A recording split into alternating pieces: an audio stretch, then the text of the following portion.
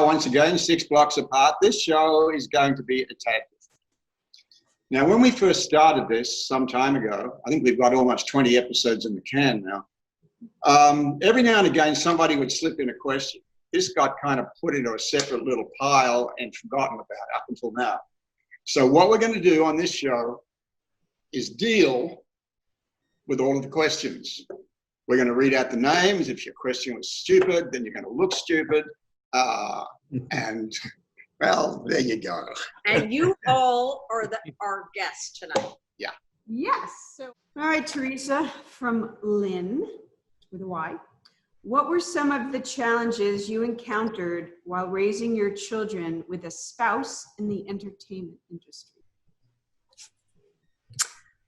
Wow, that's a tough question because I'm not really sure that I encountered any. Well, that's because you guys moved the kids here. Well, yeah, I mean, when our daughter was about 11 months old, we moved to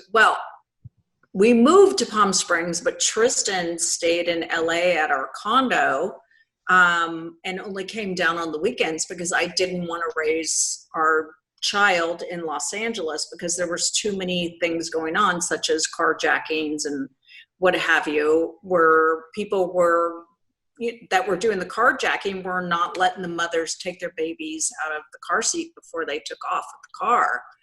And so I said, I'm going to end up being shot or something because there's no way I'm going to leave my baby in the car seat before I get out of the car. It's not going to happen. So it just got to the point where, I didn't want to take our daughter anywhere without Tristan because I felt like something was going to happen. And then finally I said to Tristan, I'm moving to Palm Springs. And he said, what? I can't move to Palm Springs. I got to work. So I said, well, see you on the weekends.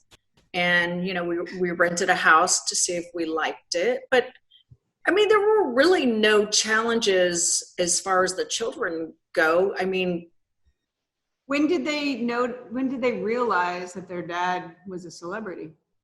I mean, Sarah probably realized it pretty early because he was like way popular still, then, and people would come up all the time surrounding him and asking for autographs. And she was like, what's that about? She's like, this is my dad. I don't get it because she never watched a show. In fact, she still doesn't watch a show, but I think Kale's teachers and Sarah's teachers and what have you would be like, oh yeah, we really love your dad. And,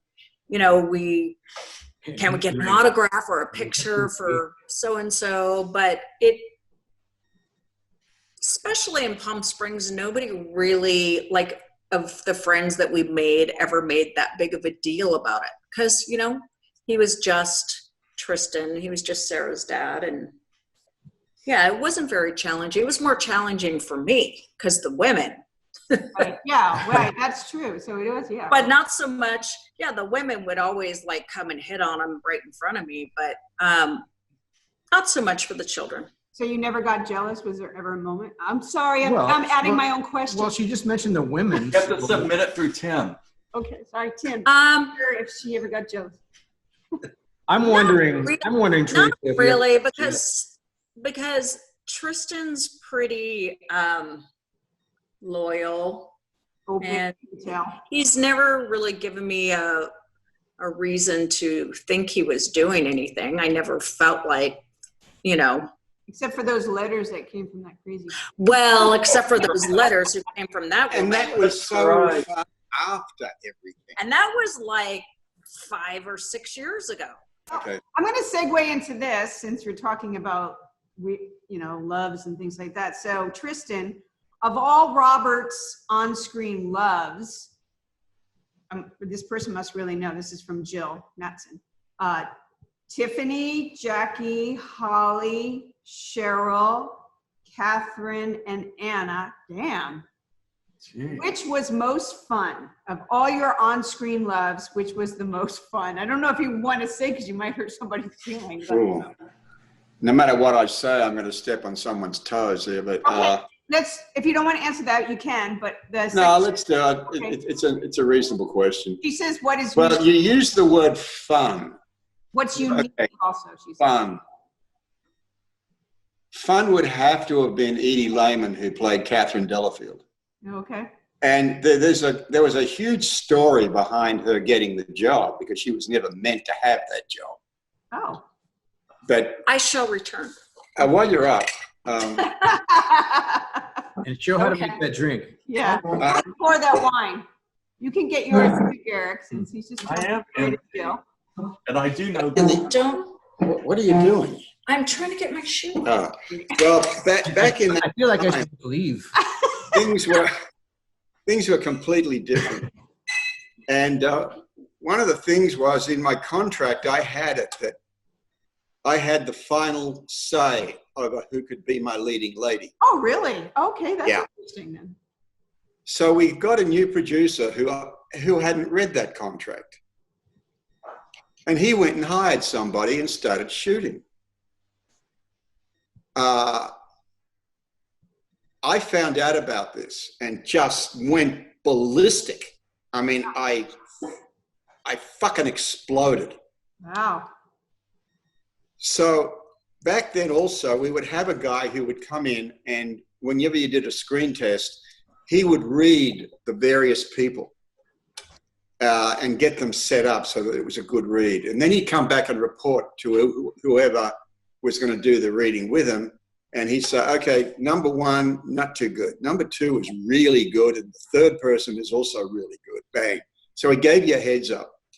He came into my dressing room and he said, Tristan, I'm reading a girl who's going to be the concert pianist hands, because this other girl that I hired couldn't play the piano.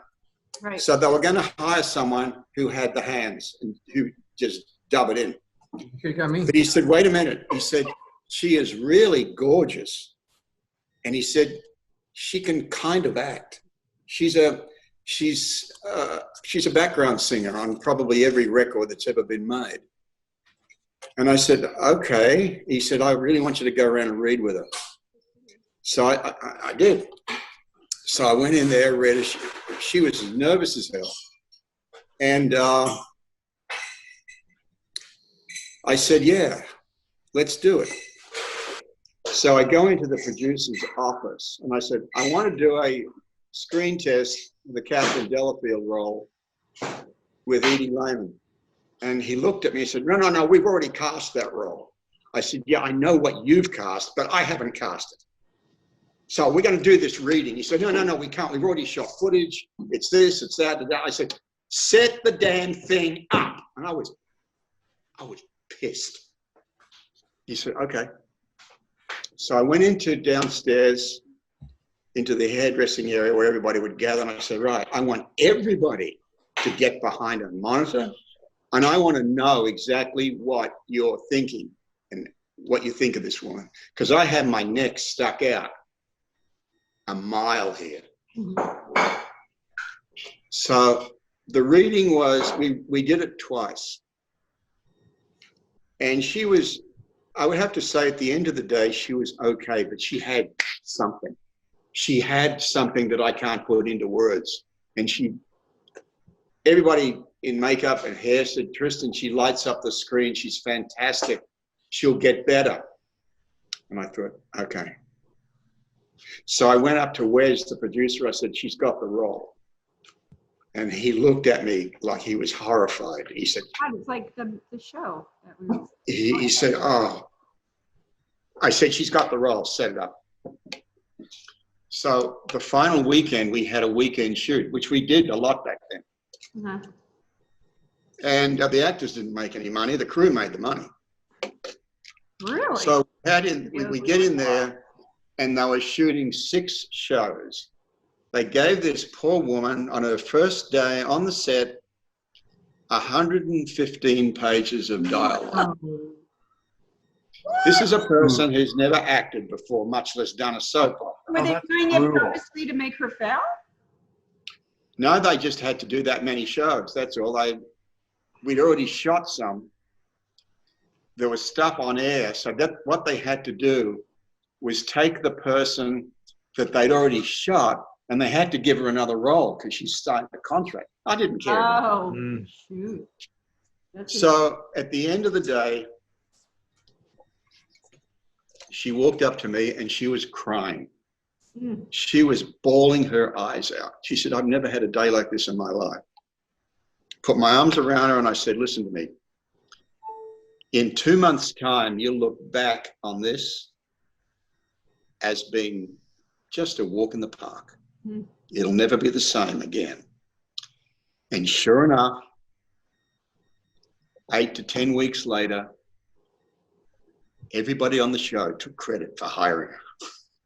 Wow, interesting, huh? How long was she on the show for? A while, years? Or? She would have been on the show a whole lot longer, but Gloria came back and Gloria fired her because she wasn't one of Gloria's people. Whoa, wow. All That's night typical. show. That's typical. That happens today. Yeah. Wow, Right. interesting. Doesn't matter how talented you are, how popular you are. You're not one of my people, get out of here. Yeah. And that still goes on, always did, huh? Yeah. Well, Yeah. I mean, there's similar things with the music industry where, you know, bands get signed by an A&R representative, artists and relations. And if somebody new comes onto the label or if they don't like that A&R person, you fire the A&R person. That means that everybody who they hired, who they signed, just gets dropped. So, I mean, it's a crazy process because It was the same in the fashion industry Yeah. with buyers for big department stores. Oh, I bet. They Yeah. changed buyers, you're out. Yeah, but they'll take somebody, you know, a band that they put $250,000 into, taking them up to here before they even release the album, and then, you know, they go, oh, I don't like that guy, and then everybody that was involved with him. Because it all boils down to that individual's ego. Yeah, I was gonna say ego. Yeah. That's the word. This is two questions, two-parter for everybody. So Garrick, I'll start with you. So here's the two-part questions. And I know we've already said these answers before, but it's okay. Where did you grow up as a child?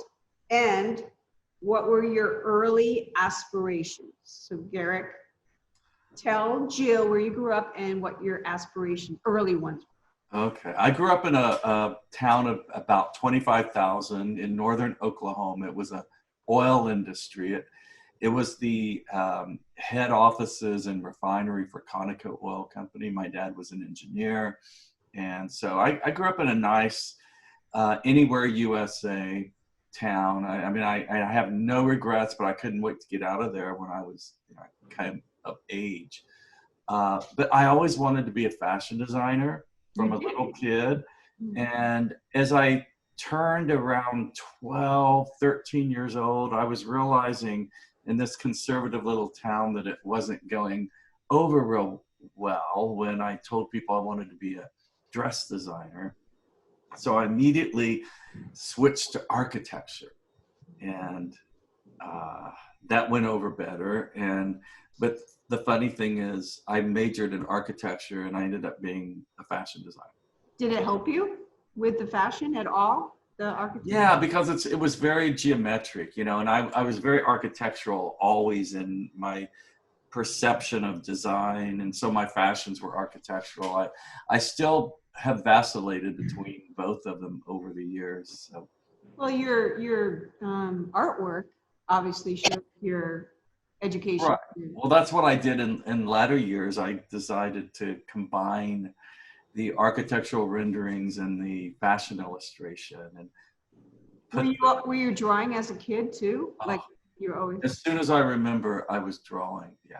As soon as I have, it's so funny. My parents sent me a few years back some of my sketches that they had saved.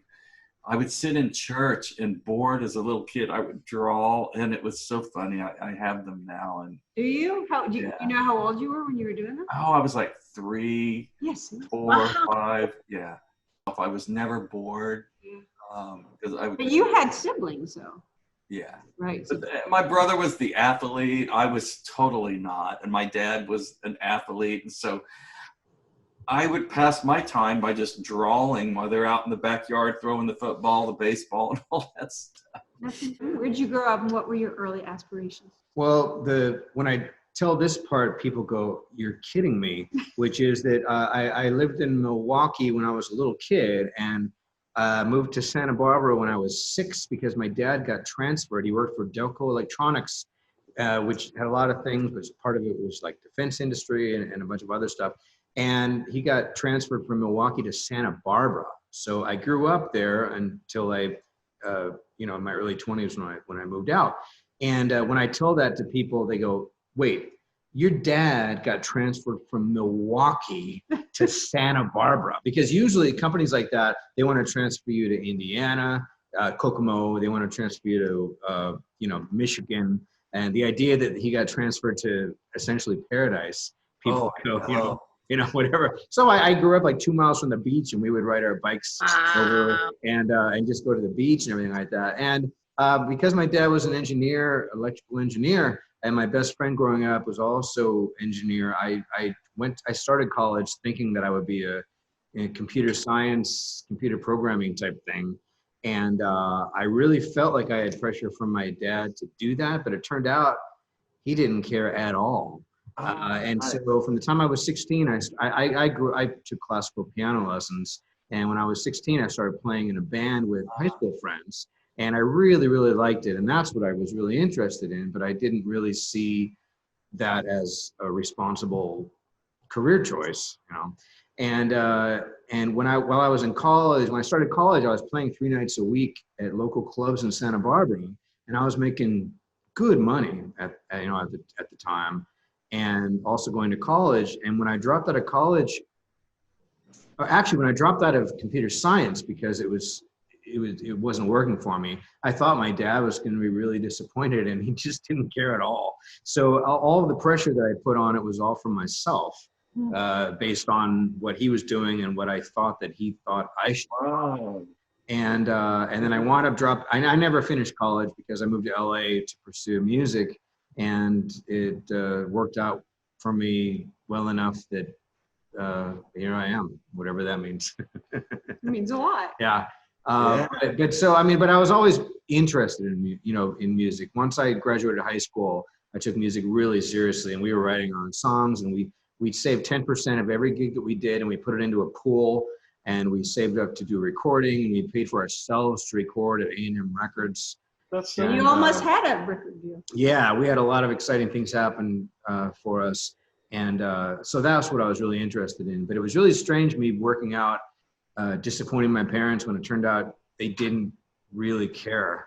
But it's weird. Like I think a lot of the weight that people carry is on themselves to some degree. I totally agree. I don't mean that some parents don't make it really obvious. I want you to be a priest, and if you're not a priest, you're dead to me. But I feel like some of it is just sort of like you just build it up as what you think. Mm-hmm. But so anyway, that's. But I was always interested in wanting to play music professionally since I was 16 when I started playing in bands. So.